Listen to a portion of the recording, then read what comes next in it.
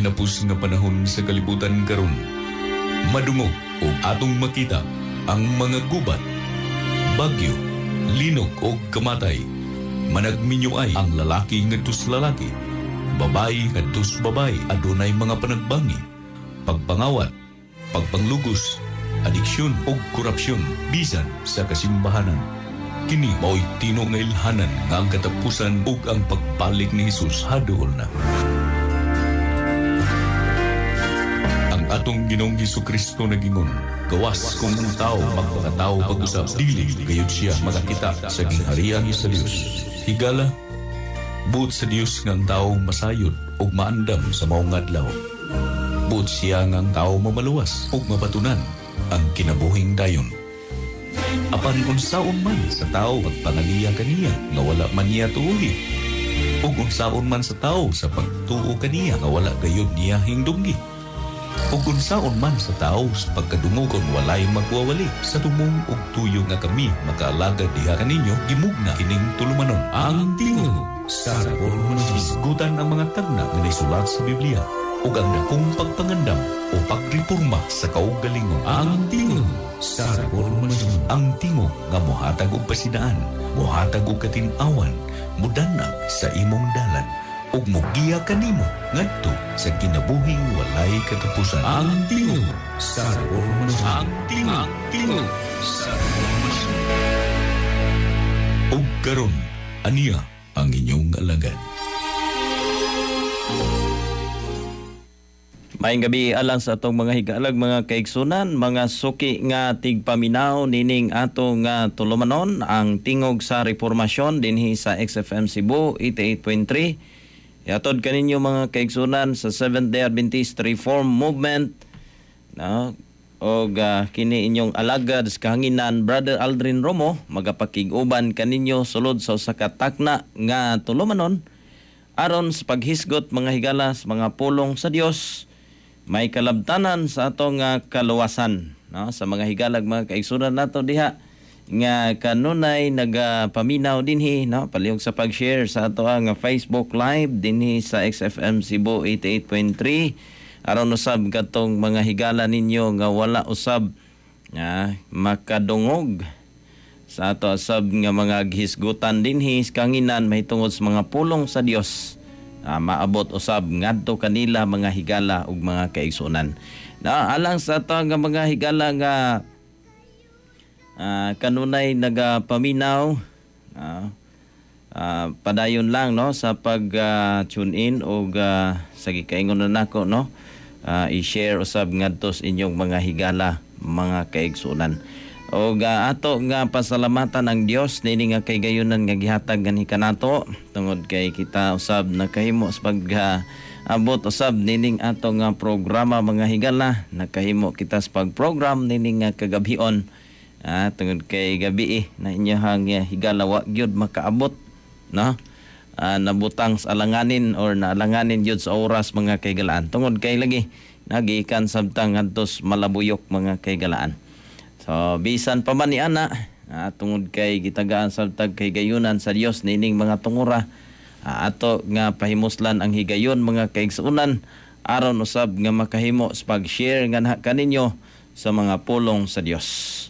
Now sa dili pa ta mo padayon sa unahan aron sa pagpamalandong sa mga pulong sa Dios, magampo na kita dalaygon og silimbahon ng mga Dios nga naikaw sa kitas-an sa mga langit, ani sab ang imong alagad magatipik-tipik sa mga pulong, hinaot nga ang imong giya, labi na ang giya sa balang espiritu nga sa diin manaas matag usa kanako nga nagasaysay nini ug manusab sa mga nagapaminaw aron usab nga kini among masabtan ug giyahi kami nga among makinabuhian ang matag pulong among paghisgutan ug mo ni maghatod kanamo ngadto sa among manluluwas nga mao si Kristo nga mo'y susi sa tanan aron sab kami makabaton ni anang kinabuhing walay katapusan. Kalamang mga panalangin labi na usab mga tigpaminaw sa ilang mga panginabuhian ug ingon manusab sa tag-iyan nining mga istasyon o sa mga nagadumala niini.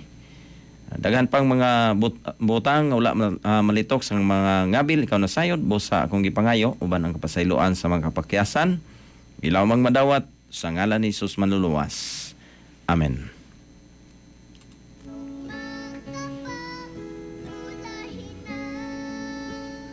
May nga pag-view usab diya kang Brother Richard Sinadhan nawa nato ikauban sab siya nining mga tungura tungod kay atong gihangyo no si ato ang presidente sa mission mga kaigsunan nga during naasab siya dinhi no walay lakaw sab sa area no kung matol nga naa no mo na nga atong iuban no pero sa pagkakaron dunay mga circumstansya mga kaigsunan busa wa nato siya ikauban karon aron sa paghisgot sa mga pulong sa Dios. Apan sa gyapon nag-view sab siya no may gabi og yan man sab kang Brother Joseph Estrera. Sir Joseph Estrera diha sa may Iloilo no sa aton nga mga kauturan da mayong gabi kag mayong pagpaminaw sa inyo nga tanan pagpalamati no dinhi sa aton nga program ang tingog sa reformasyon. Brother Bernie Pahardo mayong gabi og mayong pag-view sab sa ato nga program. Now, balik ta mga kaigsunan no sa ato nga gisgutan sa naglabay nga mga adlaw naghisgot kita may tungod sa pagtuman sa balaod mo usa ka kondisyon mga kaigsunan although may kondisyon sa walay katapusan nga kanana ang kinabuhi mga kaigsunan. Now, although sa gikaingon na nako sometimes or last time siguro ato na ning nahisgutan mga kaigsunan pero bot na ko nga sublion tungod kay dunay mga portion mga kaigsunan or dunay mga concerns usab nga gipaabot nga ni kanato og atong tagaan og pagtagad mga kaigsunan aron nga masabtan sab nato ni ko dinhi nga bahin no kay lagi no last time ato natong nahisgutan unsa ang nawagta nga balaod ug unsa usab ang nagpabilin nga balaod.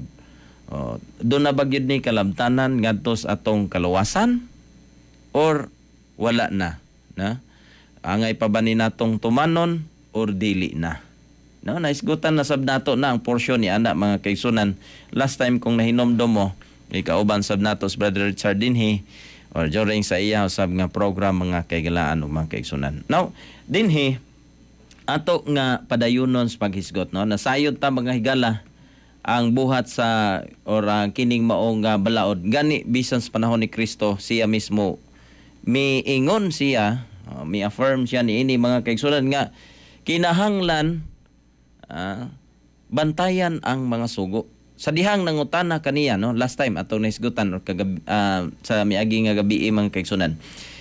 Sa diha nga ang usa ka ulitaong dato nangutana kaniya Master, unsa may angay na kong buhaton? Maayo og sa iyang nga termino mga kaigsunan pero sa gikaingon no unsa may angay na kong buhaton aron makabaton ni anang walay katapusang kinabuhi. Walay laing gitubag ang Dios mga kaigsunan, walay laing gitubag si Kristo kun dili mao ang pagtuman sa mga balaod. Matod pagani no kung imo nang padayonon mga higala sa pagbasa bisan sa bata pa siya iyahan na nga natuman sumala pa. May iyahang gihisgutan mga higala no. Now ang ikaduha nga porsyon no ato nga nahisgutan subs ng labay nato nga mga pagtuon. Katong usang ka lawmaker or ingnon to kanuna ang batid sa balaod dili magbubuhat sa balaod di siguro to senador or kongresista mga kaigsunan. Kun dili usa ka batid sa balaod. Meaning pa kanana ang siguro sa atong panahon usa ka abogado nangutana kang Kristo no. Bot niya nga bikton si Kristo mga kaigsunan busa nangutana siya unsa may angay nga buhaton aron usab makabaton niya nang kinabuhing walay katapusan. Or giunsa niya pag pangutana mga kaigalaan og mga kaigsunan aron nga mabitik lang yun niya si Kristo. Iyahang gipangutana unsa may akong buhaton. Matod pa niya unsay akong pagabuhaton sa pagpanunod sa kinabuhi nga walay katapusan. Sumala pas Lucas 10 versikulo 25 ngadto 28. Now, ang tubag ni Kristo mga kaigsunan, nasayod siya nga batid kinis balaod, busa iya hagi suginlan nga unsa may nasulat sa balaod. Di na si Kristo ang nitubag mga higala sa iyang pangutana, kung dili siya mismo tungod kay siya batid lagi sa balaod. Isaysay niya mo ni ang balaod. So may hinungdan buhata kana no mo'y giingon ni Kristo ngadto kaniya mga kaigalaan. Sumala pa ni Kristo, matarong gayud ang imong pagtubag, buhata kini og mabuhi ka.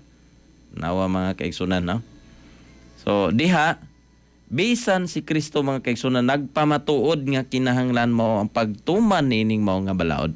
So kuhay sa usab sige tuohan sa uban mga kaigsunan nga sumala pa wala na kini mao balaod. O gani last time atong naisgutan unsa maning nawagtang ug unsa maning nagpadayon binding until sa ato ang kapanahunan mga kaigsunan. Kay lagi sa gisgutan sa Biblia kung atong tan-awon ang Juan or 1 Juan mga kaigsunan, gisgutan dito 1 Juan 3 versikulo 4, sa English mga kaigsunan nagisgot dito, whosoever committeth sin transgresseth the law. For sin is the transgression of the law. Bot kasabot mga kaigsunan, gawas atong mga taong moangkon nga sila wa na daw sala. Sumala pa kay giluwas na. O sa kuan pa mga kaigsunan, never na no nga makasala tungod kay giluwas na sa Dios. Praise the Lord ni ana mga kaigsunan, tungod kay nakakabot sila ni ana nga kanana ang kuan, kanana ang pagtuo. Pero atong tan-awon, no? Kay basin baya og malimbungan sabta ug wa ta masayod mga kaigsunan sa uban nga bahin, o naka-focus lang tas giingon dito nga or kana bang ubang pagtulon-an mga kaigsunan, once saved always saved. No? Ang Biblia nagklaro mga kaigsunan sa 1 Juan 3 versikulo 4 nga whosoever committeth sin transgresseth the law. Wala na magpasabot mga kaigsunan nga naluwas na ta. Di na motuman sa balaod. Mahisgutan man nato niya, no? Basig mo ingon mo, sa manday labaw ani Brad. Si Kristo o ang balaod. Mahisgutan man nato niya, no? So karon mga kaigsunan, no, atong padayonon sa paghisgot. Maayong gabi dia kang Brother Warlito Nobinario, ingon man sab kang Brother Nathaniel Romero dia sa may Kananga Leyte, bansab sa iyang tibuok nga panimalay. Now ang Biblia mga kaigsunan or ang katawhan o dunay mga tawo mga kaigsunan naninguha sila sa pagtuman sa balaod. Basig moingon sila nga, Brad, unsa man ang imuhang pagtulunan nga giwali diha, gawas sulod man. Pero tan-awon na to ha. Kay moingon ka nga kinahanglan tumanon ang balaod unya dunay mga tawo nga nituman wa man sila makakabot ngadto sa pagkamatarong. Ngano ka ha? So diha mga kaigsunan, no? Dunay mga tawo mga kaigsunan nga naninguha sila sa pagtuman sa balaod or naghimo o naninguha sila nga mahimong matarong mga kaigsunan pinaagis pagtuman sa balaod. Pinaagis paghimo nini silang kaugalingon mga kaigsunan. Pero ang pangutanan ni saksis ba sila ni ana? Roman 9 versikulo 31 ngadto 32 nag-ingon, apan ang Israel nga nagsunod sa kasuguan sa pagkamatarong wala makadangat ni anang kasuguan. Ngano man? Matod pas 32 mga kaigsunan. Kay kini gipangita nila dili tungod sa pagtuo. Unsa day hinungdan mga kaigsunan nganong wala makahimo sa pagkabot ngadto sa pagkamatarong diha sa pagtuman sa kasuguan? Although kung atong tan-awon mga kaigsunan sakto na unta, no? Magtuman sa kasuguan. Apan ngano man? Kay kini gipangita nila, sobre sa pagbasa, no? Kay kini gipangita nila kay kini gipangita nila dili tungod sa pagtuo, kundili ingon nga daw gikan sa mga buhat sa kasuguan. Diha ang problema mga kaigsunan. No? Nang hipangdol sila sa bato sa pagkapangdol. Muna bisag unsaon pagtuman mga kaigsunan by their own strength, na kay balota mga kaigsunan sa atong naisgutan sa nang labay na tong pagtuon or sa miagi nga mga adlaw nga gitagaan kita mga kaigsunan og kusog sa pagtuman, no? Pero kung naninguha tas pagtuman by our own kanina ang device mga kaigsunan, ay imposible nga mahitabo. Without faith, sumala pa. Roma 9, versikulo 31 nga 32 or sa 32 mga kaigsunan. Tungod kay kulang di ay sa gitawag og pagtuo. Now, how did Jesus Christ mga kaigsunan indicates that the righteousness of the Jews was not sufficient, no? Dili paigo mga kaigsunan nga or to qualify us to receive nining walay katapusang kinabuhi. Ang Matthew 5 versikulo 20 nag-ingon si Kristo mga kaigsunan, kay nagaingon ako kaninyo nga kung ang inyong pagkamatarong dili mulabaw sa ilas mga eskriba ug mga parisiyo, dili gayod kamo makasulod sa gingharian sa langit. Klaro na nga gisgutan mga kaigsunan ha. Kung ang atong pagkamatarong mga kahigalaan dili mulabaw sa eskriba ug parisiyo. Tan-aw na to ha.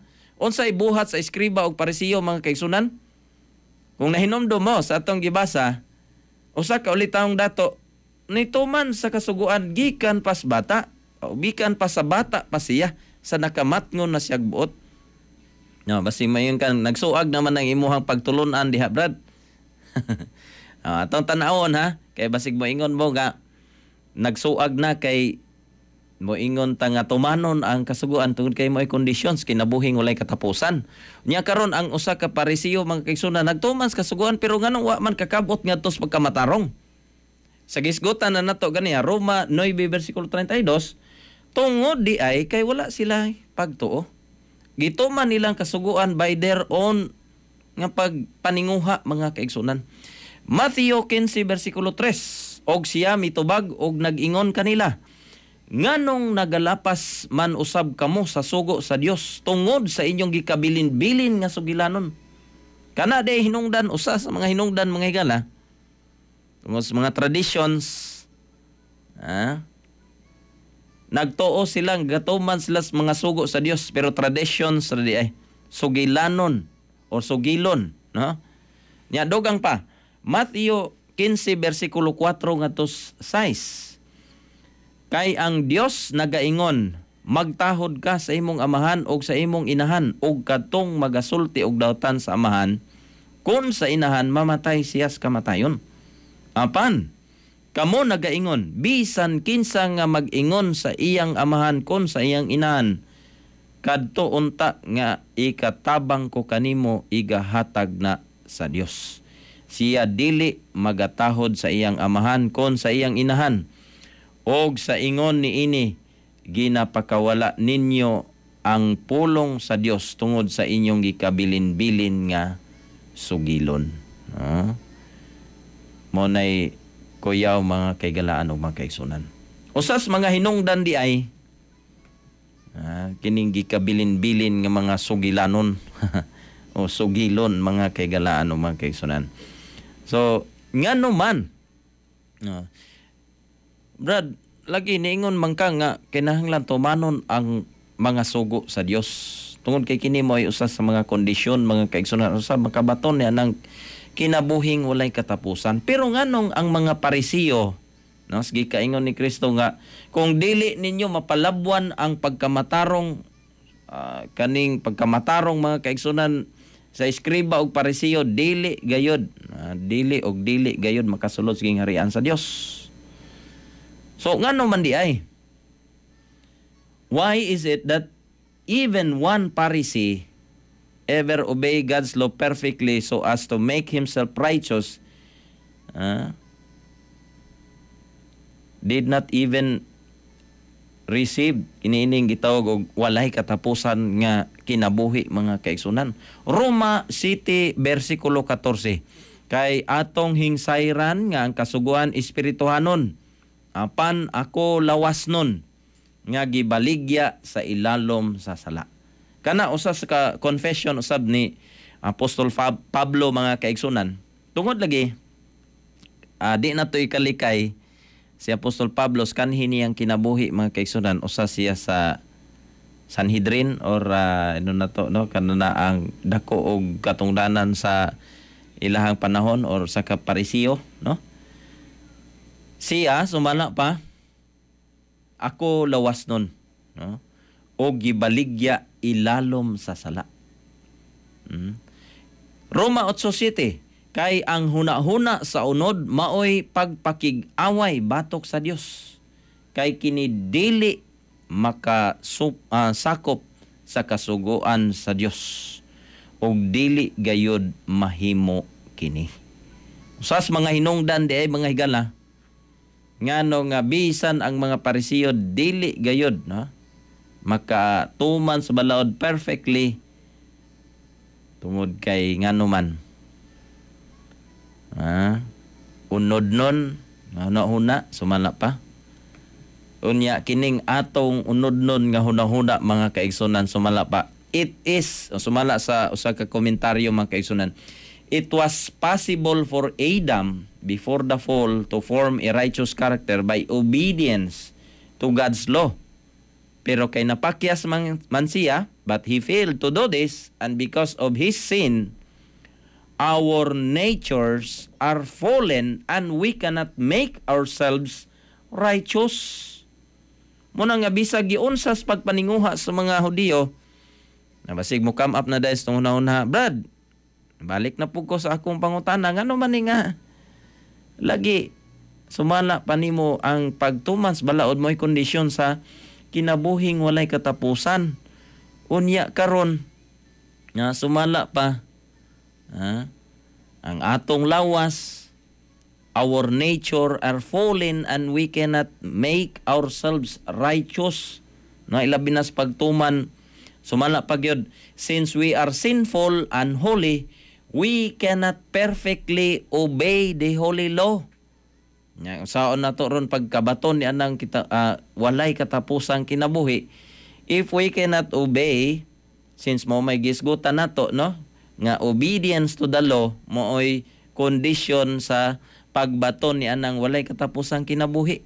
Unya di ay ang atong kahimtang sumala pa, our natures are fallen and we cannot make ourselves righteous. Since we are sinful and holy, we cannot perfectly obey the holy law. Pasabta ko no mi Brad, ngano maning yun animan. So atong hinay-hinayon na siya mga kaigsunan. O gisgot ngano nga dili gyud na makahimo perfectly sa pagtuman ang tao mga kaigsunan. Pero doon ay pamaagi ha. O dito tas pamaagi.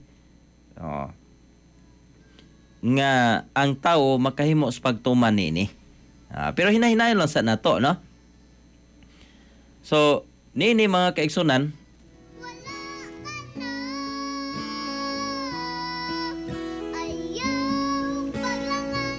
so unsa may giingon sab ni Apostol Pablo mga kaigsunan, like sa mga Hudiyo no, trying to make themselves righteous mga kaigsunan, pinaagi sa ilang kaugalingon nga mga buhat no sa pagtuman sa balaod.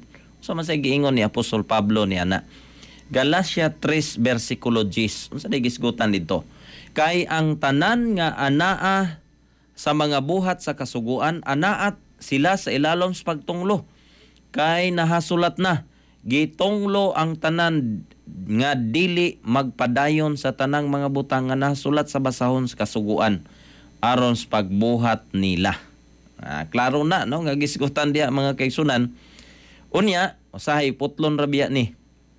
No, kini mang una nga kanana ang portion ra mo ay gamiton mga kaigsunan. Pero kung imong basahon, gitunglo ang tanan nga dili magpadayon sa tanan nga mga butang nga nasulat sa basahon sa kasuguan aron pagabuhaton nila.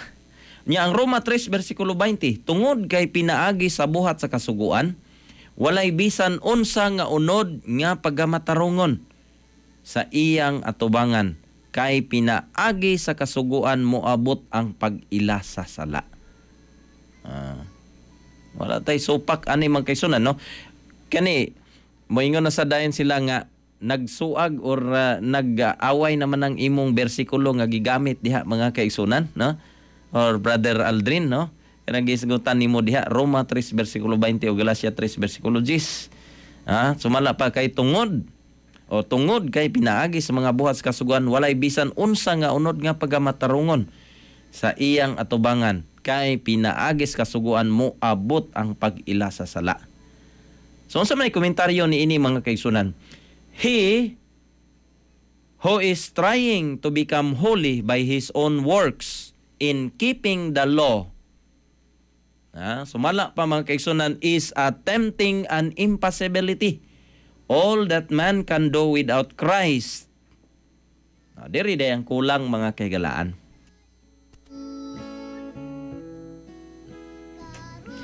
Diri day ang kulang. Kana bang pagtuman nato mga kaigsunan sa sugo sa Dios o kasuguan sa Dios? Kana bang sa atong kinaugalingon nga pagtuman? We are attempting, sumala pa, an impossibility. All that man can do without Christ, without Christ, bisag unsaon na to buhat sa kasuguan, bisag unsaon na to pagtuman sa kasuguan mga kaigsunan, without Christ is polluted with selfishness and sin. Ngano man, kay ang tao mga kaigsunan, sumalapas atong gisgutan ganiha, nahulog na siya and his nature is, unsa naman? Dili na makahimo sa pagtuman sa balaod. Dili na makahimo sa butang nga maayo mga kaigsunan. Pero kung ugaling mga kaigsunan, all that man can do without Christ is polluted with selfishness and sin. So kabaliktaran ni ana mga kaigsunan, kung motuman sa balaod mga kaigsunan nga naay Kristo sulod kasing-kasing, imposible ba o posible? Atong basahon ang statement mga kaigsunan, all that man can do without Christ is polluted with selfishness and sin. It is the grace of Christ alone through faith that can make us holy. Diha, remember mga kaigsunan, sa atong naisgutan ganiha, ang katawhang Israel wala nakahimong matarong sa ilang pagtumas kasuguan tungod kay wala sila ni aning gitawag og pagtuo. Atong nabasa na ganiha mga kaigsunan, no? Tungod kay wala sila'y pagtuo mga kaigsunan. Roma 9 bersikulo 31 ug 32. Atong i-shortcut ang 32 mga kaigsunan or atong lang basahon usab. No, ato na ning nabasa ganiha.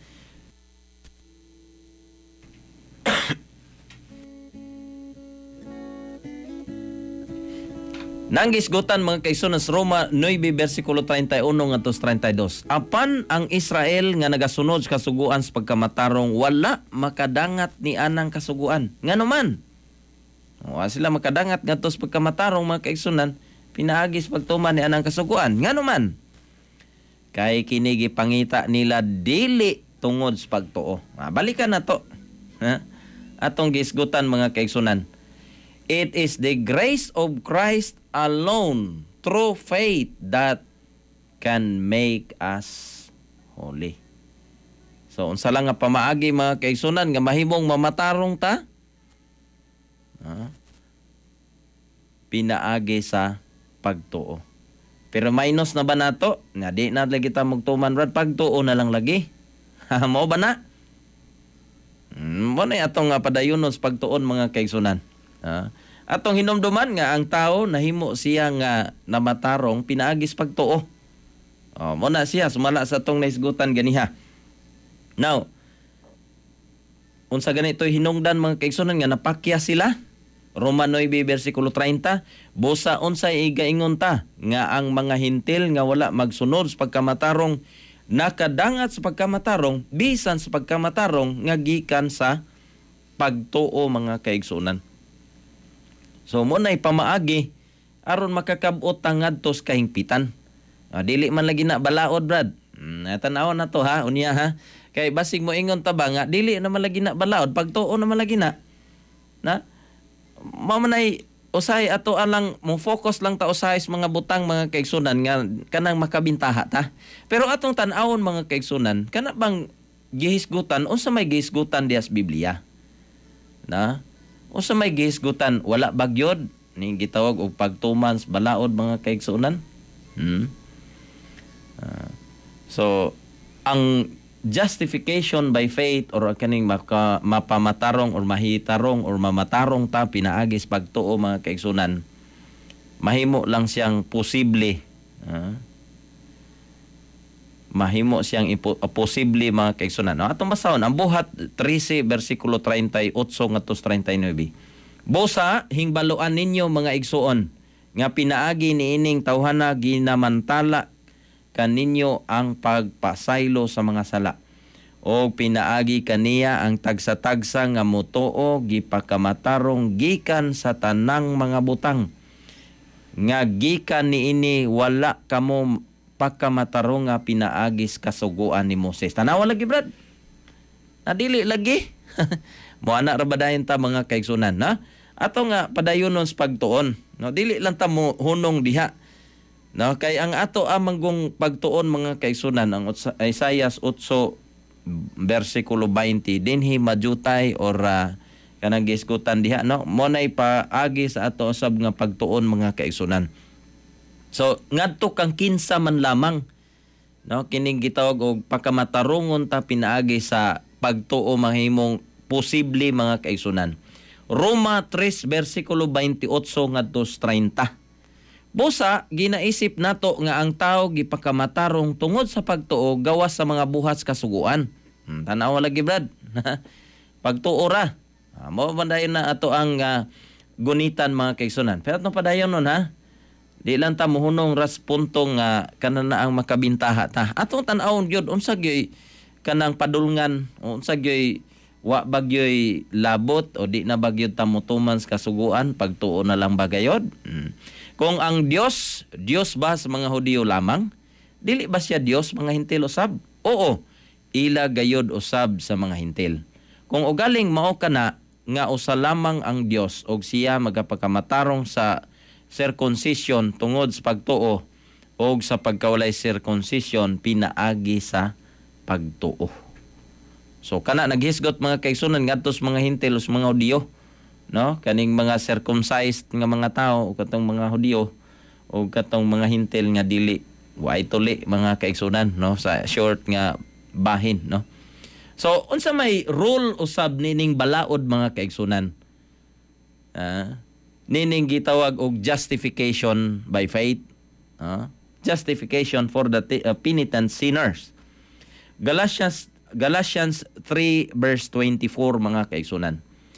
Sa pagkaagi nga ang kasuguan nahimong atong magtutudlo sa pagdala kanato ngadto kang Kristo aron kita pagamatarungon pinaagis pagtuo. So nato pagkatultol mga kaigsunan ngadto kang Kristo nga maoy mo pagkamatarong nato pinaagis pagtuo. Pinaagi niining maong kasuguan. So malapas English mga Kristiyanan, Galatians 3 verse 24. Wherefore the law was our schoolmaster to bring us unto Christ that we might be justified by faith. Mao day nay rule mga kaigsunan nining kasuguan. Na ato ning hisgutan sunod nga panahon mga kaigalaan tungod kay wa naman tay igong oras no nindot sa unta kayo nga atong padayonon sa paghisgot pero kay atong oras di naman sa butogot mga kaigalaan. Busa ato ning tapuson pinaagi sa usa ka pagampo. Dalaygon og sinimbahon ng mga Dios nga naikaw sa kitaas-an sa mga langit. Salamat sa imong mga pulong nini nga kagabhion. Hinaot nga ikaw magapanalangin niini. Maabli among hunahuna, giyahi kami sa pagpadayon sa pagtuon. Ilabi na sa mga tigpaminaw nga mo padayon sa pagsusis kamatuoran nga mahimo usab nga giya aron sa makabot ngadto sa kahingpitan ug mahimong andam ang among kaugalingon sa pagsugat unya sa imong bugtong anak sa dihang mo padayag kini sa mga kapanganuran. Inaot lamang nga ikaw magapanalangin sa ilang mga panginabuhian ingon man sa tag-iyan ini mo estasyon o sa mga nagdumala niini. Kining tanan ang salig gitugyan ug gilang madawat sa ngalan sus manluwas. Amen. Hangtod sa sunod higayon mga kaigalan ug mga kaigsunan in behalf sa Seventh-day Adventist Reform Movement dinhi sa tingog sa reformasyon. Kini inyong alagad sa kanginan Brother Aldrin Romo magaingon kaninyo daghang salamat sa inyong pagpaminaw ug maayong gabi.